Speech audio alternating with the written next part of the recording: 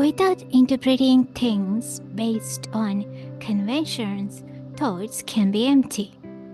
For example, if somebody were to wake you up from a deep sleep and say that someone called John is waiting for you at the door, before kind of making sense of who John is, you are likely to experience or feel empty thoughts.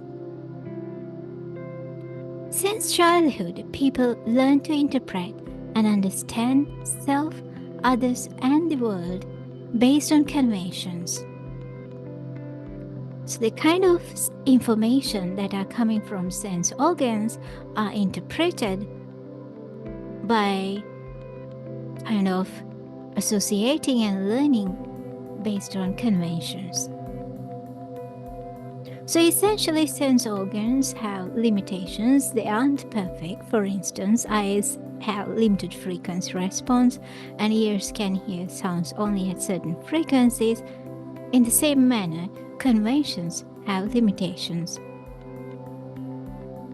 Words, concepts, languages, and similar things are conventions that are made up by the people in societies. So based on conventions, people kind of tend to associate winning, birth, gains with the feeling of happiness. On the other hand, based on conventions, in general, people tend to link losing, death, and similar things with the feeling of sadness. However, whether it's called birth or death or gains or losses, winning or not winning, they are just conventions, and conventions are subject to change. And so when things are actually changing, if somebody is trying to grasp them and hold them in, thinking that they can be retained, then that isn't going to happen because they're eventually going to change anyway. And when things don't happen as the way you expect them to happen, you can experience distress.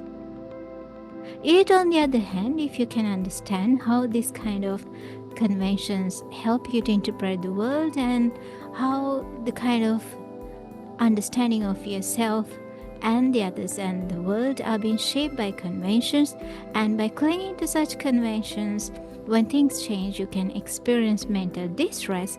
Instead, by understanding they are changing anyway and understanding that it is meaningless to cling to changing things, instead remain stable in mind when kind of experiences and changes are changing will be the wise thing to do. In this manner, by understanding life and the mind, you can let go of mental sufferings to make the most of worldly life and gain satisfaction within your daily life.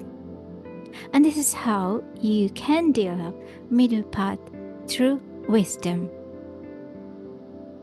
The root cause of mental pain is how you interpret and understand yourself and the situation based on conventions. For example, understanding self as someone who can retain worldly experiences with stability can make you feel too upset when self and the experiences change following illnesses and change in friendships and relationships and situations. By understanding all conventions are subject to change, giving up clinging to conventions instead making the best of present moment is a wise thing to do. And if you were to kind of think about it, given that conventions are anyway changing, thinking that present moment and now is the best moment of life, irrespective of situations and events. Simply kind of, if there are things to resolve, attending to them, instead of getting too much distress about it, you can gain satisfaction and happiness in the present moment by becoming free from such events and happenings.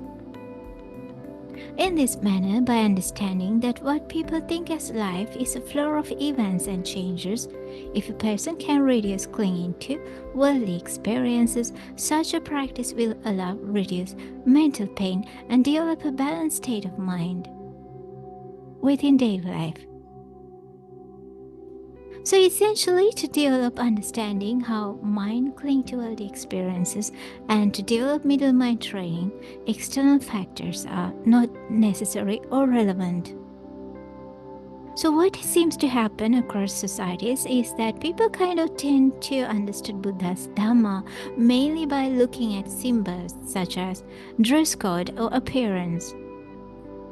Yet, the true Dhamma to be seen within somebody's inner wisdom and inner qualities.